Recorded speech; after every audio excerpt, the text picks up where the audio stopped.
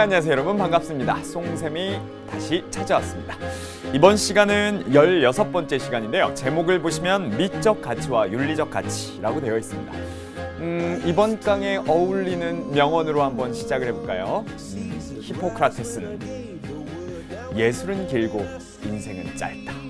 인생은 짧고 예술은 길다. 이렇게 표현을 했습니다. 이번 시간 주제가 바로 예술에 관련된 이야기인데요. 예술과 윤리와의 관계성, 이런 것들이 시험에 자주 다뤄지게 됩니다. 인생은 짧은데 예술은 길다. 이 얘기는 우리네 인간들의 인생이라는 게 참 보잘것없다. 이 표현이 아니고요. 정말 인류의 총화, 문화가 녹아들어 있는 것들이 예술 작품이다라는 표현일 텐데요. 그것을 인간은 즐겨야 한다라는 표현일 겁니다. 이 말이 무엇이냐? 그것이 바로 이 예술 작품과 여러 가지 문화가 녹아들어 있는 이 미술이나 음악 이런 것들을 대할 때 우리가 어떤 식으로 바라볼 수 있는가라는 이야기입니다. 인간은 심미적인 존재이기 때문에 당연히 아름다움을 추구하고요. 그러다 보니까 예술 작품은 인간이 본질적으로 즐기는 것이다 라는 표현인 건 거죠.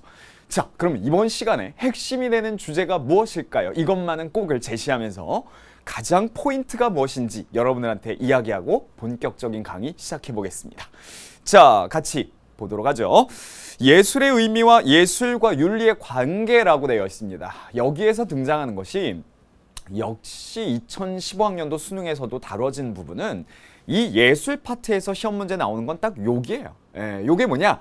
윤리와 예술의 관계라는 거죠. 그렇다면 예술도 윤리의 영향을 받고 상호 간의 관계가 밀접하다. 심지어는 윤리라는 것의 지배를 받아야 된다. 이런 시각을 바로 도덕주의라고 표현을 합니다. 예술을 바라보는데, 그런데 반대로 예술은 예술을 위한 예술이어야만 하지 그것이 도덕과 윤리와 무슨 관계가 있느냐? 예술지상주의라고 표현하는데요. 그것은 바로 신미주의라는 표현으로 예술을 바라볼 때 이야기하죠. 그러다 보니까 이 둘의 관계가 어떤 논쟁을 펼칠 수 있느냐, 갑과 을의 대화를 통해서 만들어내기 때문에 오늘 다뤄지는 주제, 바로 이 부분이 가장 중요한 시험거리고 시험에 딱 한 문제가 나오거든요, 항상. 그래서 중요한 단원인데 시험의 초점은 여기에 맞춰져 있다라는 걸 이해하시면 되겠습니다. 또한 외설과 예술의 차이와 예술의 상업화라는 주제가 중요하게 다뤄질 수 있겠죠. 자, 수업 끝날 때쯤에 여러분들이 예술과 윤리의 관계성, 이것을 정확하게 이론적으로 정리를 하셨는지 그걸 기억해 주시면 되겠습니다. 자, 그러면은 예술에 대한 이야기니까 과연 여러분들은 예술 작품들을 보면서 어떤 느낌을 갖는지 우리가 직접 경험을 해보자고요. 제가 준비를 한번 해봤는데요. 큐레이터처럼 진행을 한번 해보겠습니다. 여러분들 잘 알고 계시는 바로 고흐의 작품입니다. 이 작품을 가만히 보면요. 고갱과의 갈등 이후 고갱이 고흐를 떠나게 되고요. 절친 고갱에 대한 그리움이 있었는지 모르겠지만 본인에 대한 자아의 분열, 그리고 내가 왜 그랬지? 라는 후회, 이런 것들을 보색 관계를 통해서 아주 강렬하게 드러내고 있습니다. 혹자는 귀를 자르고 직접 그렸던 이 고흐의 자화상을 바로 본인이 갖고 있는 분열된 자아를 담아놓은 작품, 이렇게 평가하기도 하죠. 자, 예술 작품은 나의 자아에 대해서 표현하는 통로이기도 하네요. 두 번째 작품도 비슷한데요. 바로 에드바르트 뭉크의 작품입니다. 이 뭉크의 작품은 우리가 윤리와 사상이라는 수업을 진행하다 보면 키에르케고르의 실존주의를 다룰 때 항상 다뤄지는 작품이기도 합니다. 선생님도 요 예를 많이 드는데요. 자, 이 작품의 제목은 바로 절규입니다. 스크림이죠. 우리가 살아가면서 항상 절규를 느끼게 됩니다. 그리고 그러한 실망감에서 실존적인 물음들을 날리게 된다라는 건데요. 바로 뭉크의 이 작품 또한 나의 자아, 나의 마음 상태, 나의 철학, 이런 것들을 그림을 통해서 보여줄 수도 있네요. 근데 더 나아가 보면 한 시대의 문화를 보여주기도 합니다. 자, 우리나라의 예술 작품 굉장히 멋있는 작품들 많죠? 김홍도의 서당도인데요. 혹자는요, 이 작품이 김홍도가 이 작품을 그릴 때쯤에 서구에서 예수 그리스도와 그 제자들이 둘러싸고 있는 그림들이 전해졌고, 김홍도 역시 이 작품에 예수 그리스도를 훈장처럼 그리고 그들의 제자들을 이렇게 그린 그림의 영향을 받아서 이런 작품을 그렸다라고 얘기하는 사람도 있습니다. 그 주장이 맞는지는 모르겠습니다만은 이 작품 속에는 우리의 문화를 들여다볼 수 있고 시대상을 들여다볼 수도 있죠. 지금 우리는 뭐 하고 있습니까? 예술 작품과 그 예술 작품을 통해서 우리는 무엇을 볼 수 있는지, 예술의 기능은 무엇인지 이런 얘기를 하고 있습니다. 다음 작품, 자, 1831년 작품이죠. 외젠 드라크루아의 자유의 여신이 민중을 이끌다라는 작품입니다. 이 작품을 보면요, 혁명의 시대에 그 시대 어떤 모습들이 사회의 또 시대의 모습인지 그런 것들을 보여주고 있습니다. 아주 유명한 작품이죠. 우리나라에는 민중을 이끄는 자유의 여신이라고 소개가 되기도 하였습니다. 마지막 작품입니다. 바로 피카소의 작품이고요. 이 작품은요, 한국에서의 학살이라는 제목으로 유명한데요. 이 작품은 바로 우리나라의 한국전쟁에 있어서의 대학살이라는 양민 학살에 관련된 소식을 접한 피카소가 시대를 고발하고 이러한 전쟁의 잔악상을 고발하기 위해서 그린 작품이기도 합니다. 게르니카도 아주 유명하고요. 자, 그렇다면 여러분들이 지금 저와 함께 감상했던 이런 작품들을 통해서 우리는 지금 미술 시간은 아닙니다. 그런데 이 작품들을 통해서 우리는 무엇을 얻을 수 있을까? 그것이 바로 예술의 기능이고 예술을 도덕과 어떤 관계로 볼 수 있느냐, 요거를 유추하기 위해서 제가 이 작품들을 보여드린 거죠. 여러분들은 작품을 감상하면서 어떤 느낌을 가지셨습니까? 저는 오늘 이 수업을 준비하면서 너무나 즐거운 마음으로 수업을 준비하고 왔습니다. 선생님은 이런 문화, 예술, 음악 너무 좋아하거든요. 여러분들 좋아하시나요? 인간은 진, 선, 미, 성을 추구하는 존재입니다. 인간의 정신적 가치는 이 네 가지로 구성되는데요. 우리 인간은 당연히 아름다움을 추구하는 존재이기 때문에 여러분들도 이 작품을 보면서 감정의 순화가 일어날 수도 있고 카타르시스를 느낄 수도 있고요. 또 시대상을 들여다보고 심지어는 우리 사회가 이렇게 가야 되는구나 라는 걸 예술 작품을 통해서도 얻을 수도 있을 겁니다. 이런 것들이 위대한 예술의 기능이고요. 우리는 그런 예술들을 열심히 감상해야 되겠죠. 예술 작품을 감상하는 건 매우 행복한 일입니다. 쇼펜하워라는 철학자는요, 심지어 우리네 인생은 굉장히 힘들고 고단한 역경의 인생들이고 그 인생을 바라보는 쇼펜하워라는 철학자는 염세주의적으로 고통스러운 인생이라고 평가를 했는데요. 이생 철학자였던 쇼펜하워는 우리가 이런 고통을 잊는 것은 이런 예술 작품을 감상할 때 잠시나마 잊을 수 있다라고 얘기를 했습니다. 여러분들도 예술 작품을 많이 감상하시면 혹시 고통스러운 일, 마음의 역경 이런 것들을 극복할 수 있다라고까지 표현을 하네요. 자, 그렇다면 우리 교재에 나오는 대로 예술의 의미와 기능을 한번 연결해서 지금 선생님이 쭉 풀어냈던 얘기들을 한번 정리해 보도록 하겠습니다. 자, 우리 교재에 보면 보시죠. 190페이지네요. 제가 적어드릴게요. 190페이지. 예술의 의미와 기능입니다. 의미, 아름다움을 표현, 창조하는 일에 목적을 두고 작품을 제작하는 모든 인간의 활동, 그 산물들을 얘기합니다. 달리 말하면 아름다운 작품을 생산하는 활동 자체를 예술이라고 얘기를 하는 거죠. 그런데 그 아름다움은 아까 제가 표현한 대로 인간의 정신적 가치에 진, 선, 미, 성이라는 네 가지 가치는 전부 다 인간들이 추구하려고 하는 고유한 가치입니다. 이것들을 정신적 가치라고 합니다. 물론 정신적 가치 말고 물질적 가치도 있습니다만은 그것과 별개로 인간은 진, 선, 미, 성을 추구하는 존재라는 거죠. 물론 진선미라는 개념은 플라톤의 바로 사주덕을 설명할 때 다뤄진 개념이기도 합니다. 그래서 머리, 가슴, 배로 설명할 수도 있겠고요. 거기에 종교적인 성을 합치게 되면 네 가지가 되겠죠. 이번 단원이 우리가 요거를 배우는 단원이고요. 17강으로 가면 성, 종교에 대해서 다루게 됩니다. 근데 미라는 거 아까 말씀드린 대로 당연히 인간은 이러한 것들을 심미적으로 추구하기 마련이고 아름다움을 보면 좋아한다라는 건 거죠. 그래서 인간은 예술을 추구할 수밖에 없고 인간의 삶 속에 아주 밀접한 것이고 심지어는 인간을 인간답게 살아가게 해주는 개체가 바로 예술이기도 하다라는 겁니다. 저는요, 김연아 선수를 참 좋아했었는데요. 여러분들도 다 마찬가지겠죠.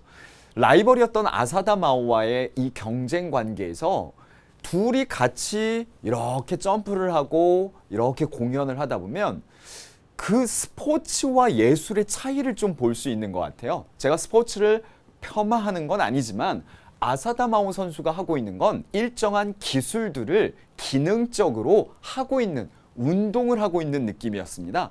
그런데 김연아 선수는 하나의 예술처럼 구사를 하고 있었어요. 그걸 보면서 제가 느낀 건 확실히 다르다. 저는 피겨스케이팅은 예술에 가깝다라고 보거든요. 스포츠보다는. 그래서 예술 점수가 당연히 높아야 되는 거고 그래서 김연아 선수를 그렇게 극찬했던 것이겠죠. 우리들은 모든 사람들이 다 둘을 비교하면서 마음속에서 아름다움을 추구하고 아름다움을 좋아하는 심미적 관점이 다 있기 때문에 그런 정신적 가치를 좋아하기 때문에 당연히 김연아 선수가 너무 멋있어, 아름다워, 예술이야 라고 얘기를 하겠죠. 그건 당연한 것 같아요. 그래서 이러한 정의를 통해서 기능을 얘기하는데요. 감정의 순화 그리고 심지어는 문학작품이나 예술을 보면서 카타르시스를 느끼기도 합니다. 굉장히 마음이 시원해지죠. 그래서 심리적인 안정을 느끼기도 하고요. 즐거움을 부여받기도 합니다. 그런데 나아가서 사회의 모순을 비판하기도 하죠. 거기에 제가 옆에 잠깐 적어드릴 테니까 여러분들도 메모를 살짝 해보시면 좋을 것 같습니다. 누구냐? 바로 사회의 모순과 비판을 강조한 사람, 장 폴 사르트르입니다. 자, 사르트르라는 철학자는요, 시몬 보바르와 계약 결혼으로도 아주 유명한 프랑스의 지성 딱 첫 번째로 꼽히는 실존주의 철학자입니다. 근데 사르트르가 문학을 뭐라고 표현했냐면 단지 카타르시스만 주고 끝나선 안 되고 사회에 많은 사람들에게 영향력을 끼칠 수 있는 그러한 예술 활동이어야 된다. 즉 예술가는 사회인이고 예술가는 사회적 영향력이 크기 때문에 예술 활동이라는 건 사회적으로 영향을 끼칠 수 있는 기능을 해야 한다는. 그래서 참여문학론은 바로 예술가들이 민중들을 이끌고 나올 수 있는 예술을 해야 된다라는 겁니다. 제가 3.1절 날 이거는 교육 목적상 우리 EBS 방송은 아니지만 다른 방송국 얘기를 잠깐 해보면요. 지상파 SBS에서 3.1절 날 이렇게 돌리다 보니까 스페셜을 방송을 하더라고요. 근데 3.1절 날 의미에 딱 맞게 조선의용대 최후의 분대장 김학철 다뤘었습니다. 저는 보면서 눈물을 흘렸습니다. 독립운동을 했던 우리의 어르신이죠. 또 시대적인 선비일 겁니다. 근데 김학철 씨가요. 조정래 작가가 태백산맥을 딱 쓰고 나서 이제 초대를 받아서 그 자리에서 연설을 하면서 조정래 작가에게 부탁을 하는 말 중에 이런 표현이 나와요. 문학가는 또 문학이라는 건 단지 카타르시스만 주고 정서순화에 그치는 것이 아니라 더 이 세상을 위해 이 사회를 위해 할 일들이 더 많을 것이다. 그러니 더 열심히 대하소설을 지금처럼 써주십시오라고 부탁을 했습니다. 조정래 작가가 굉장히 흐뭇하게 고마움의 미소를 졌더라고요. 근데 그 뒤에도 그렇습니다. 아주 훌륭한 작품들을 많이 쓰셨죠. 그런 면에서 장폴 사르트르가 얘기하는 것이라는 건 우리 최후의 분대장 김학철 씨와 마찬가지로 문학작품이라는 건 사회의 비판의 기능까지도 갖출 수 있다라고 얘기를 한 거죠. 굉장히 예술의 기능은 위대한 기능들을 갖고 있기도 하네요. 기능 얘기했고요. 그 다음 예술은 인간의 삶과 더불어 시작되고 삶을 더 아름답고 풍요롭게 한다. 그래서 아까 제가 말씀드린 대로 예술은 우리를 아주 풍요롭게 하고 인간을 더 인간답게 할 수 있는 그러한 기능을 갖고 있기도 합니다. 예술 작품 많이 즐기시고요. 지금 방송을 보고 있는 학생들 나중에 대학생이 되고 성장해서 미술관 또 음악 감상 이런 것들 많이 다니시고 듣고 하면서 즐기십시오. 그리고 데이트하실 때도 미술관도 많이 가시고 그래서 정말 그런 예술 작품들을 보면서 같이 대화를 하고 얼마나 데이트가 풍부해지겠습니까? 그래서 선생님 어딜 가면 좋은가요? 궁금하면 저한테 수강후기에 글을 남겨주시면 제가 좋은데 소개 많이 해드리겠습니다. 결국 예술은 우리에게 우리 인간들의 삶에 풍요로움을 가져다 줄 수 있는 우리가 즐겨야만 하고 우리가 진짜 적극적으로 해야 될 활동이기도 하네요. 인생은 짧지만 예술은 깁니다. 여기까지 말씀을 드렸는데요. 그 다음에 가장 핵심이 되는 내용들이 나오죠. 그 내용들이 제가 지금부터 보여드릴 예술과 윤리의 관계성입니다. 제가 시험에 아주 잘 다뤄질 학자들 3명을 소개할 건데요. 역시 우리 교재는 190페이지에 나옵니다. 방금 전에 제가 진선미 성에 대한 얘기를 할 때 등장했던 사람인데요. 플라톤입니다. 플라톤은 예술을 이야기하며 예술은 도덕과 밀접한 관계를 가지며 심지어 도덕이다라는 거에 지배하에 있어야 된다라는 주장을 했습니다. 그런데 이것과 반대적인 얘기가 있는데요. 바로 오스카 와일드라는 예술 지상주의를 강조한 사람입니다. 자, 미안하지만 여러분들 교재에 오타가 하나 있는데요. 오스카 와일드는 D 뒤에 E가 알파벳 붙어야 됩니다. 그래서 190페이지 와일드 D로 끝나 있는데요. 와일드 뒤에 E를 붙이는 게 맞고요. 그래서 여러분들이 E 하나를 추가해 주시면 좋겠네요. 오스카 와일드는 예술 주상주의자입니다. 예술을 위한 예술이어야 된다라는 얘기를 했는데요. 앞에서 봤던 플라톤과 바로 오스카 와일드를 비교함으로써 갑과 을로 두고 각각의 내용으로 적절한 것은 무엇이냐 혹은 갑이 을을 비판한 내용으로 적절한 것은 뭐냐 이런 것들이 출제될 수 있겠네요. 더 나아가서 이번 교재와 새로 5종으로 바뀐 교과에서는 이 둘의 관계에서 더 나아가 칸트의 입장을 강조함으로써 도덕과 예술이라는 건 관계성을 가지고 발전해야 된다라는 상호 보완적인 입장. 예를 들어서 이것을 A라고 보면 B라는 입장과 A, B를 비교하는 문제가 많이 나왔었지만 요즘에는 이 C에 대한 얘기가 더 시험에 많이 나온다는 거예요. 그러면 C, 각각의 내용을 어떤 것이 더 중요하다라는 게 아니라 조화를 이루어야 된다라고 주장하는 칸트의 입장을 봤을 땐 A와 B의 입장이 각각 다르다라는 걸 여러분들이 골라내시면 되는 거예요. C의 입장은 A와 B가 C와 동일한 건 아니거든요. 어찌 보면 A는 극단적인 도덕주의로 치우쳐 있다라고 보셔도 되고요. 그 다음에 극단적인 예술주의, 즉 신미주의로 치우쳐 있다라고 보신다면 결국 C라는 것은 그것과의 조화 관계를 강조하기 때문에 이게 유행이라는 거예요. 그래서 우리가 마지막에 풀 문제도 바로 요것과 관련된 문제여서요. 여러분들이 수업 중반부에 이제 등장하게 되는 이 칸트의 이야기에 잘 주목을 할 필요도 있겠습니다. 이해하셨나요? 그러면 지금부터요. 선생님이 좀 필기를 해드리면서 여러분들에게 자세히 좀 설명을 드려볼 건데요. 190페이지에 충분히 필기할 수 있는 공간이 있습니다. 혹은 접착식 메모지를 이용해서 제가 지금 말씀드리는 걸 한번 적어가면서 이야기를 해보도록 하죠. 자, 그러면은 제목 자체는 예술과 우리가 지금 예술을 배우고 있으니까요. 근데 미술 시간은 아니에요. 여러분들 예술적인 활동을 하는 건 아니죠. 그래서 예술의 기능, 예술의 의미 공부했고요. 예술과 윤리의 관계를 바라보는 관점들을 우리가 공부한다라는 거죠. 첫 번째 뭐라고 얘기하냐면 도덕주의적 관점이라고 씁니다. 자, 당연히 2015학년도 수능에도 다뤄졌고요. 근데 도덕주의적 관점은 우리가 뭐라고 하냐면 절대적 도덕주의라고 표현을 해요. 그러면 다시 한번 동그라미를 쳐볼까요? 바로 도덕이 중요하다라는 겁니다. 그러면 예술의 기능도 바로 이 도덕과 밀접해야 된다라는 거거든요. 그리고 도덕의 지배하에 있어야 된다라는 표현이에요. 자, 옆에 여러분들 보일 수 있게 곧바로 옆에다가 조그맣게 이렇게 비교해서 한번 적어보도록 하죠. 자, 절대적 도덕주의와 다르게 도덕주의가 아니라 뭡니까? 그렇죠. 신미주의적 관점. 자, 신미주의적 관점이라는 건 결국 미가 중요하다라는 거잖아요. 그래서 절대적 도덕주의가 아니고 절대적 신미주의라고 표현하기도 합니다. 뭐 같은 말이에요. 어렵지 않죠? 여기에서 중요한 건 예술 자체를 주목하고 있다. 자, 그러면 다시 옮겨가세요. 바로 첫 번째 기억 여기에다 쓸 거는요. 도덕주의적 관점이라는 건 가장 중요한 표현이 사회적 영향력을 강조하는 거예요. 그래서 니은입니다.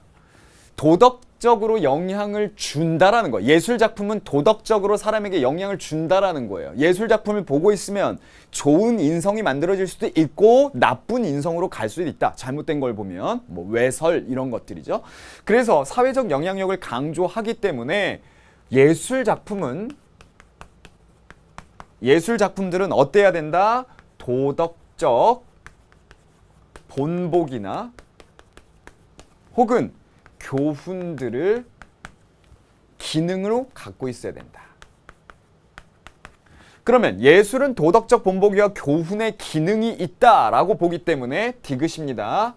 청소년들이나 자라는 청소년들, 아직 성인이 안 된 그런 청소년들에게 예술 작품이 끼치는 영향이 굉장히 크다라는 거죠. 청소년뿐만이 아니라 인간 자체에게 혹은 인격적인 부분이죠. 예술 작품은 영향을 준다라는 거예요. 동그라미죠. 이렇게 돼버리면 결국 뭐가 가능해질까요? 그렇죠. 검열이라는 게 가능할 수 있다라고 결론이 내려질 수 있는 거죠. 대표적인 인물 리을입니다. 바로 플라톤이 되겠죠. 플라톤의 관점은 뭐죠? 그렇습니다. 예술 작품이라는 건 사람들에게 훌륭한 인격이 만들어질 수 있도록 기능을 하고 있기 때문에 예술은 뭐의 지배하에 있어야 된다? 도덕의 지배하에 있어야 된다라는 거예요. 사실 이거를 조금 자세히 얘기하면요. 플라톤은 공교육을 강조했습니다. 그래서 본인이 꿈꿨던 이상국가를 만들기 위해 모든 아이들에게 처음에 똑같은 교육을 시켜요. 그때 뭐 체육이나 아니면은 예술 이런 활동들, 음악 이런 것들을 시킵니다. 거기에서 뛰어난 학생들을 계속 올려보내면서 체육 활동, 그 다음에 육체적으로 더 강한 사람들을 골라내고 그 중에 걸러진 서바이벌식이죠. 계속 걸러진 사람들 중에 지혜로움, 기하학이나 수학, 철학 이런 공부를 시켜서 필라서퍼 킹을 길러내고 그 필라서퍼 킹이 나라를 관리해주는 통치자의 역할, 그걸 철인 왕 통치라고 표현했었는데요. 플라톤은 사실 그 마지막 가장 하위 단계죠. 거기에서 예술 활동은 필요하다라고 얘기를 했어요. 그렇지만 예술 활동보다 위에 있어야 되는 게 뭐냐? 도덕 교육입니다.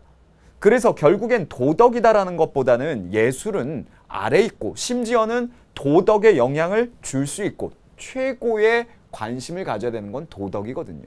이런 관점이 바로 예술 활동을 바라보는 데 있어서의 도덕주의적 관점이다라고 얘기를 합니다. 이해가 되세요? 여기까지 얘기를 하면 아마 오른쪽은 반대되는 얘기를 다 여러분들이 기억을 하시면 될 것 같습니다. 기억입니다. 자, 신미주의적 관점이라는 건 뭐라고 하냐면 즉 예술 활동 자체를 봐야 된다라는 거잖아요. 그래서 뭐라고 하냐면 예술 지상주의라고 표현합니다. 예술 지상주의를 표현할 때 등장하는 표현이 이거예요. 예술은 예술을 위한 예술이어야만 한다. 자, 예술이 계속 나왔죠? 뭔 얘기입니까? 예술은 예술을 위한 예술이 오로지 예술적인 활동. 그러다 보니까 디귿입니다. 디귿은 뭐가 나와야 되냐? 이 말에서 우리가 유추할 수 있는 게 뭐냐? 예술이 도덕적 수단이 되어서는 X 안 된다라는 거예요. 예술은 예술을 위한, 오로지 예술은 예술을 위한 기능을 하는 것이지 예술이 도덕의 수단이 되어서는 안 된다라는 거죠. 즉 왼쪽에서 우리가 얘기했던 절대적 도덕주의와 비교해보면 예술이 도덕의 수단이 된다라는 게 도덕주의잖아요. 그래서 훌륭한 예술 작품들을 보면 여러분들은 어떻게 생각하세요? 아까 우리가 봤던 예술 작품들 이런 걸 보면 좋은 인격이 만들어진다. 그러니까 예술은 도덕의 지배하에 있어야 된다라는 건데 이것은 예술은 예술을 위한 예술이어야만 한다. 도덕의 수단이 되어서는 안 된다. 예술이 이런 것들을 통해서 그 기능과 예술 활동을 하려는 것이 위축되면 안 된다라는 거. 그래서 예술 지상주의라는 게 나오게 되는데요. 대표적인 인물이 리을. 자, 맞춰보면요. 아까 얘기한 오스카 와일드라고 하는 예술 지상주의자입니다. 그래서 오스카 와일드가 주장하는 것처럼 이 문장들이 시험에 다뤄질 수 있는데요. 시험은 이 둘의 관계를 물어보는 건 유행이 지났어요.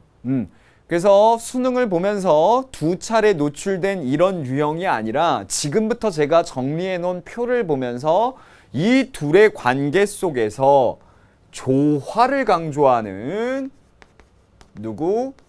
임마누엘 칸트라든지 아니면 정약용의 관점 이런 것도 좋겠고 그래서 이러한 칸트가 이 둘의 관계를 어떻게 이야기하고 있는지 이런 것들이 시험에 다뤄질 수 있어서요. 자리를 옮겨서 필기한 내용들을 바탕으로 한번 정리하는 시간 가져보도록 하겠습니다. 같이 보시죠. 예술과 윤리의 조화 문제. 자, 우리가 지금 얘기했던 190페이지에 나오고 있는데요. 보시면 미적인 것은 도덕의 지배를 받는다. 그러면 지금 얘기한 대로 미적인 것이 도덕의 지배를 받기 때문에 사회적 영향력이 크고 심지어는 인격 형성에 영향을 주니까 예술 작품을 할 때마다 항상 머릿속에는 야, 요걸 좋은 영향력을 주게, 좋은 인격을 형성시키게 이렇게 주안점을 두고 있어야 되는 거예요. 예술이 삶을 연결시켜 주지만 예술적 가치를 경시한다라는 어떠한 좀 도덕에 너무 치우친 듯한 그런 모습이 있기도 하죠.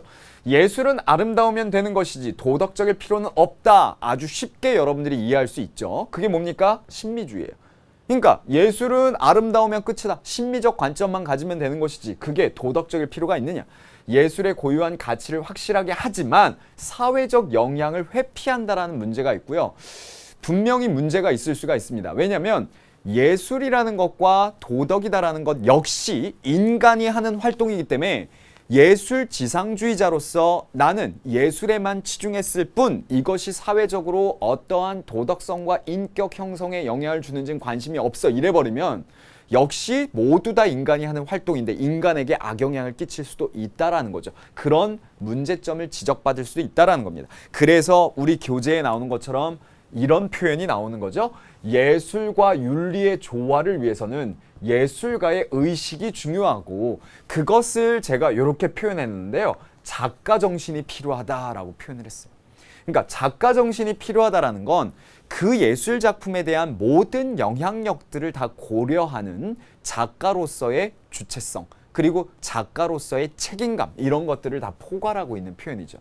자, 칸트의 예약이 우리 교재 190페이지에 그대로 나오는 표현입니다. 보세요. 자, 미와 선은 형식이 유사하므로 미는 선의 상징이다. 즉, 미라는 것과 선이라는 건 뗄래야 뗄 수 없는 관계이고 그렇기 때문에 유사하니까 결국 상호 간의 조화의 관계로 이해를 해야 된다. 동양의 예학 사상도 마찬가지죠. 예라는 것과 요거는 외적 규범인데요. 사람이 살아가면서 공자의 말씀처럼 인과 예가 중요한데 인이라는 건 역시 예라는 형식을 통해서 형성된다라고 했기 때문에 결국 좋은 음악을 듣는다라는 건 우리에게 좋은 인격, 인성을 만드는 데 영향을 준다라는 관점입니다.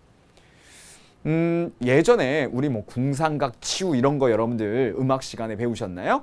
종묘 제례악 이런 거 보면요. 여러분들이 딱 음악을 듣고 있으면 막 졸릴 정도로 굉장히 정중동의 그러한 예술 활동이죠. 근데 그 음악을 딱 듣고 있으면 궁상각 치유하면 그게 인의예지 신 막 이런 것처럼 어떤 음악, 어떤 화음, 어떤 것을 듣느냐에 따라서 좋은 음악을 화음이 잘 어울리는 것을 들으면 우리가 좋은 인격이 만들어질 수 있다라는 얘기입니다.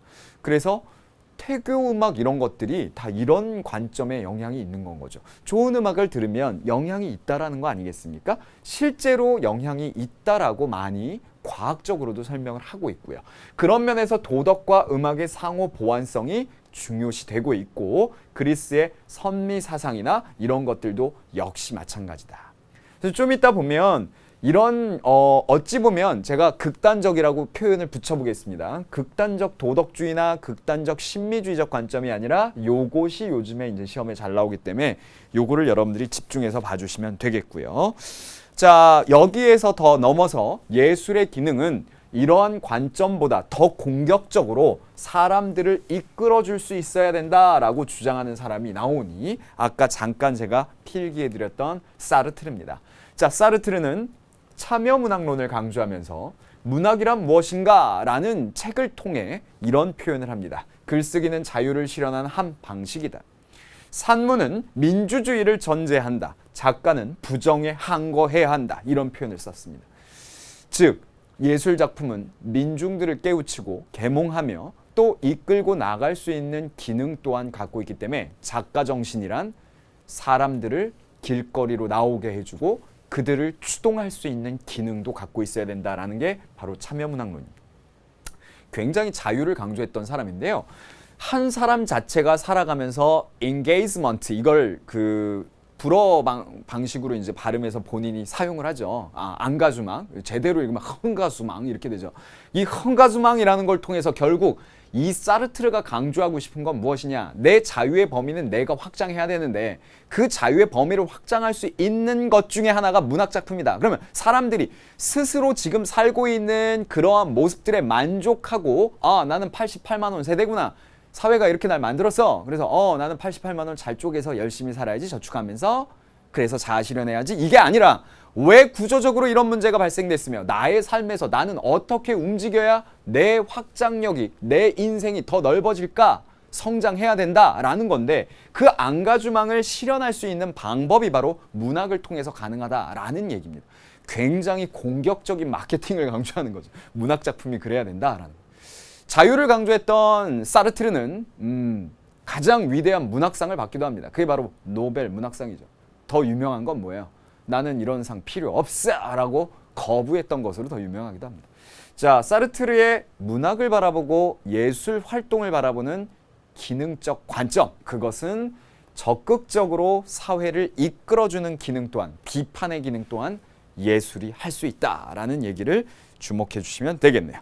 자, 여기까지 선생님이 말씀을 드렸었는데요. 감이 좀 안 오실 것 같아서 2015학년도 수능 문제를 제가 직접 갖고 와봤습니다. 함께 보시면서 요런 식의 문제가 출제가 되는구나 라고 같이 해결을 해주셨으면 좋겠네요. 여러분들이 충분히 풀어낼 수 있을 것 같아요. 같이 보시죠.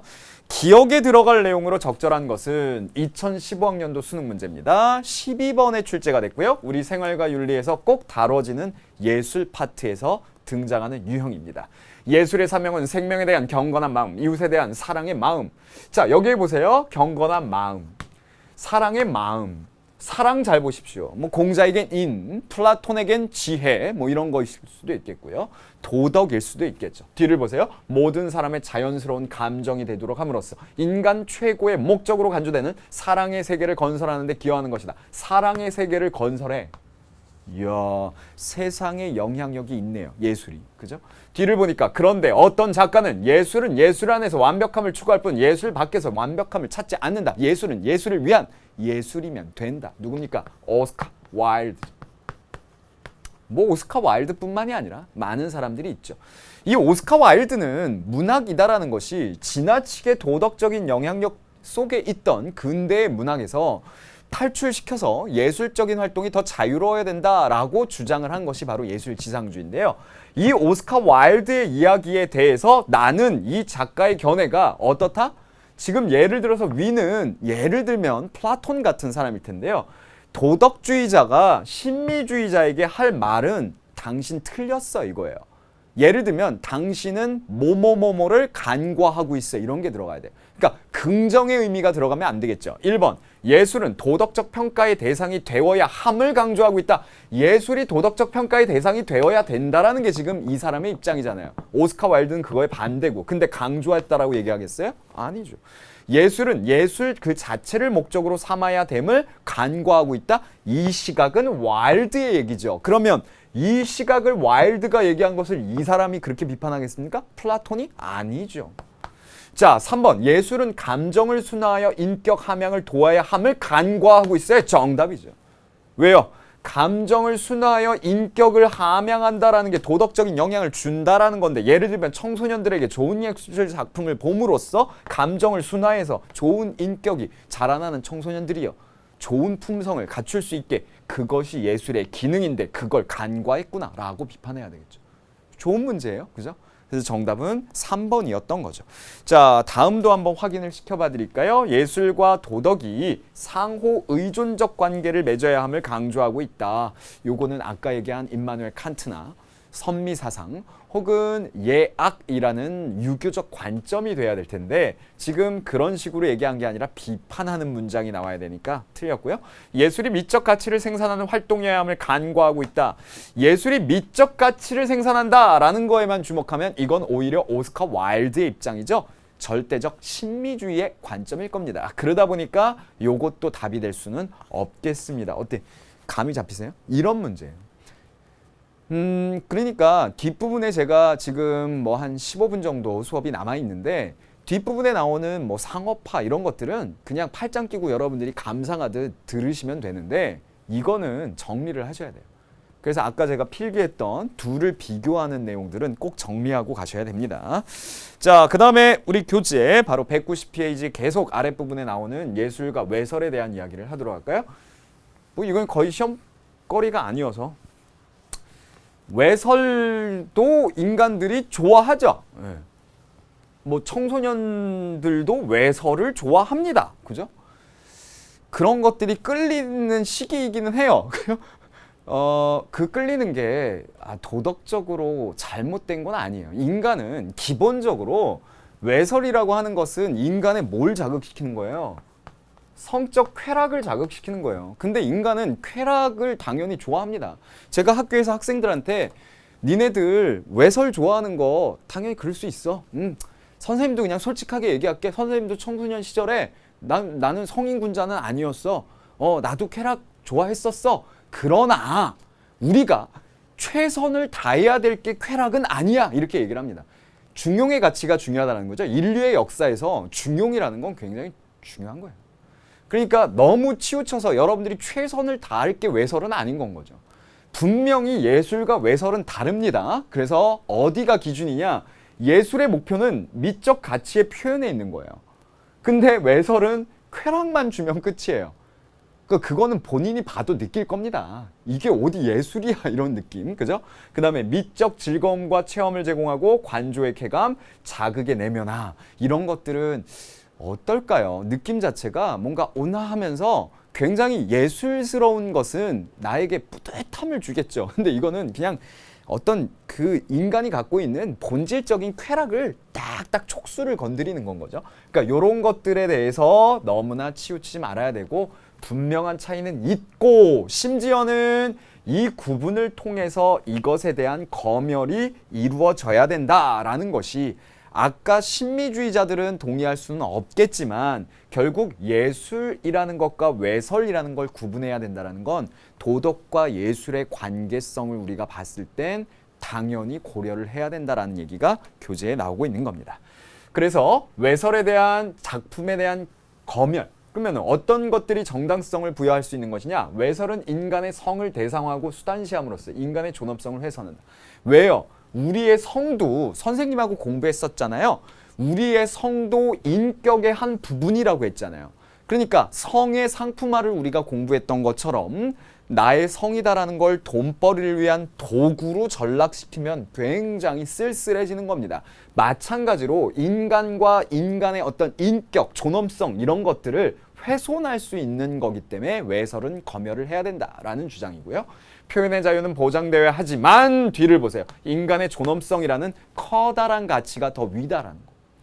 표현의 자유라는 거 중요하다. 그것도 인간이 추구해야 될 자유임에 틀림없지만 인간의 존엄성을 해친다라면 분명히 검열이 돼야 된다라는 것. 상위 가치를 인간의 존엄성으로 보고 있는 거죠. 저도 동의합니다.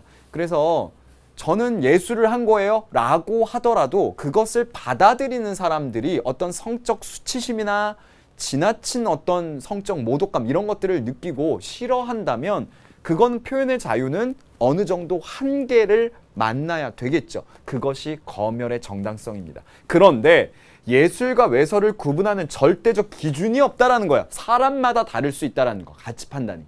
내가 보기엔 예술인데 내가 보기엔 외설이다. 이 부분이 굉장히 어렵다라는 거고요. 개인의 행복 추구권, 표현의 자유 이런 것들이 제한된다라면 오스카 와일드가 주장한 것처럼 어찌 보면 예술 활동들이 위축될 수도 있기 때문에 요걸 아주 오묘한 잣대를 가지고 잘 해야 되는 건 거죠. 근데 분명히 인간이 하는 활동이기 때문에 인간에게 영향을 준다라는 칸트의 입장처럼 결국에는 신중하게 접근해야 될 작가 정신이 요구되는 겁니다.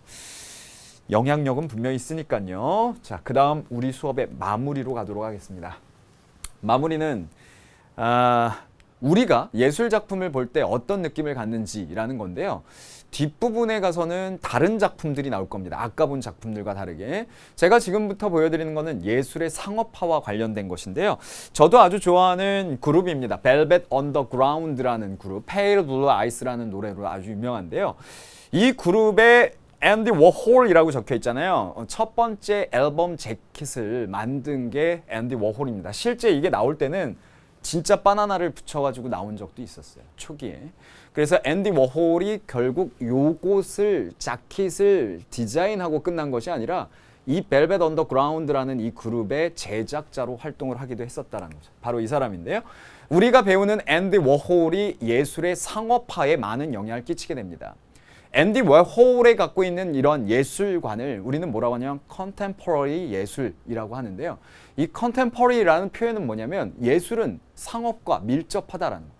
예술의 권위를 떨어뜨릴 수는 있지만 예술 작품이 사람들과 가까이 가야 되기 때문에 많은 예술 활동이라는 건 우리네 삶에서 굉장히 많은 영향을 줄 수 있도록 가깝게 우리 일상의 모든 것이 예술일 수 있다. 그러니까 예술의 권위를 떨어뜨리긴 했죠. 그것이 앤디 워홀의 팝아트라는 건데요. 그 팝아트라는 건 팝아트, 즉 팝이라는 건 대중적이다라는 걸 의미하기 때문에 결국 이러한 워홀의 입장을 상업화라고 교재가 얘기를 하고 있는 겁니다.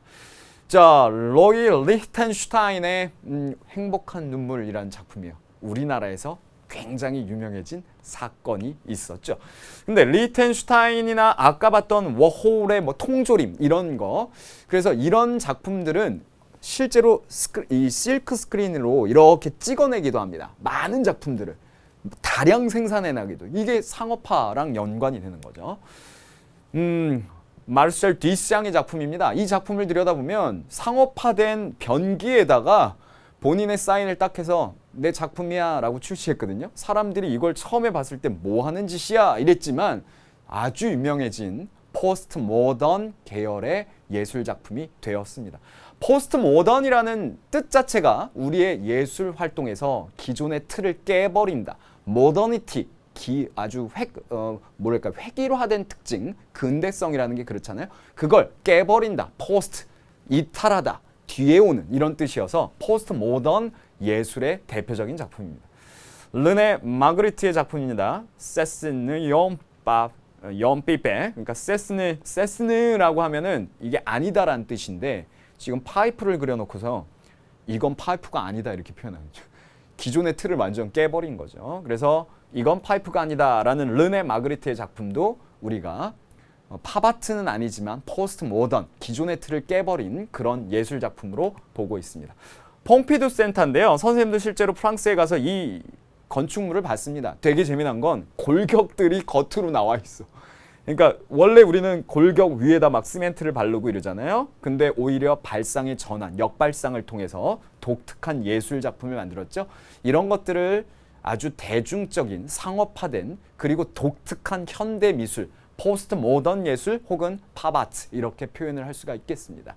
그래서 이런 작품들을 통해서 우리가 예술이라는 게 어떠한 영향력을 갖느냐, 요즘의 예술들은 바로 긍정적인 측면과 부정적인 측면을 동시에 갖고 있는데요.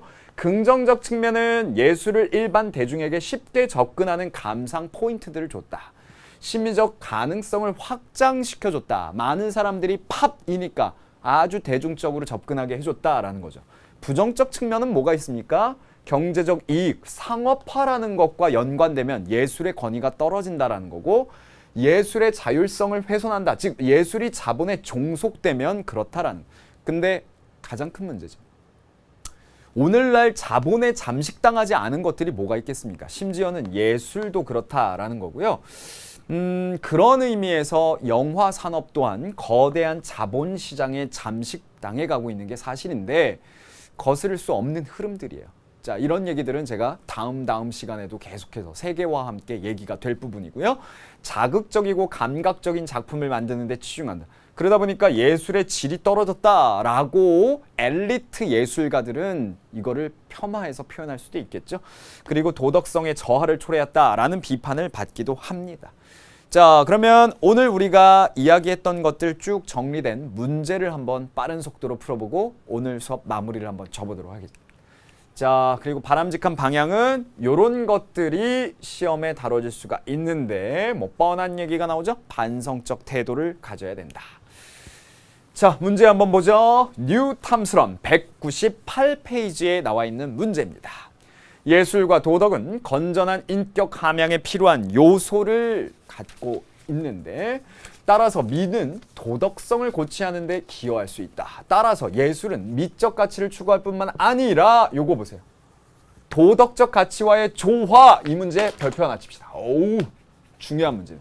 그래서 이런 조화라는 게 요즘에 유행하는 스타일이에요. 그러니까 한 걸음 더 나갔죠. 머릿속에 기억하십시오. 절대적 신미주의와 절대적 도덕주의라고 하는 치우쳐 있는 관점이 아니라 조화를 강조하고 있는 거예요. 그럼 예를 들면 우리가 배웠던 칸트와 같은 입장을 여러분들이 골라내시면 되죠. 미는 도덕성의 상징이다. 미와 선이라는 건 서로 같은 맥락이다. 이거 누구예요? 칸트죠. 그러니까 기억 고르셔야 돼요. 니은 예에서 사람이 서고 악에서 사람이 완성된다. 예, 악 누굽니까? 공자를 비롯한 유가 사상가들이 강조했던 표현이죠. 요것이 조화적으로 접근을 하고 있는 관점이네요.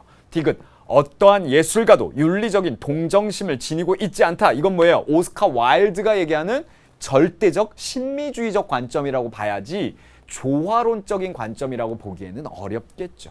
틀린 거고요. 예술 작품의 가치는 전적으로 도덕적 가치에 의해 결정된다라는 건 뭐예요? 도덕적 가치가 중요하다라니까 플라톤 같은 절대적 도덕주의자의 관점이 돼야 되겠죠? 틀렸네요. 그래서 정답은 기억, 니은. 요런 문제 여러분들이 잘 풀어낼 수 있어야 될 것 같습니다. 오늘 마지막 문제 하나 풀어볼까요? 요 문제 괜찮은 것 같습니다. 자, 2번 문제인데요. 심화 문제입니다. 198페이지 같이 보시죠. 사회학자나 도덕주의자로 예술에 접근할 때 우리는 예술작품 본래의 가치를 파악하지 못한다. 오직 예술작품에 주목해야 한다는 그러한 지각이 예술작품의 미적 가치를 해명하는 데 요구되는 것이다. 그러면 지금 얘기한 갑은 누굽니까? 신미주의적 관점의 오스카 와일드와 같은 입장이죠. 근데 아래를 보면 예술의 으뜸가는 기능은 유용성, 그 중에서도 도덕적, 그러면은 도덕성을 만드는 것 하니까 누구예요? 그렇죠. 도덕주의.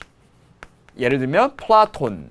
그러면 지금 문제는 어때요? 갑보다 을 이렇게 표시해 놓으면 을은 도덕주의니까 기억. 예술을 위한 예술은 오스카 와일드의 입장이죠. 그럼 틀렸네요. 니은 예술은 사회를 도덕적으로 성숙하게 만들어야 된다. 그렇죠. 도덕적으로 성숙하게 하는 것이 도덕적인 기능이고 그거의 지배하에 있어야 되는데 예술을 예술로만 봐서는 안 된다라는 관점. 그 다음 디귿 보죠. 표현의 자유를 침해하는 시도를 허용해서는 안 된다. 이건 뭐예요? 예술이 도덕에 영향을 받을 필요 없다. 예술 지상주의적 관점이죠. 마지막 디귿이네. 리을 있네요. 예술이 가치가 있는 것은 그것이 지닌 윤리적 가치 때문이다. 그래서 요 입장이 요거를 더 비판하면서 더 강조할 내용은 요렇게 고르시면 되겠네요. 정답은 니은 리을이었습니다. 자, 오늘 예술에 대한 얘기를 공부했습니다. 즐거운 시간을 저는 보낸 것 같은데 어떠셨나요? 다음 시간에는 진, 선, 미, 성 중에 그렇죠? 종교에 대한 내용을 다음 시간에 다루도록 하겠습니다. 17강에 미리 가서 기다리고 있도록 할게요. 다음 시간에 만나요. 수고하셨습니다.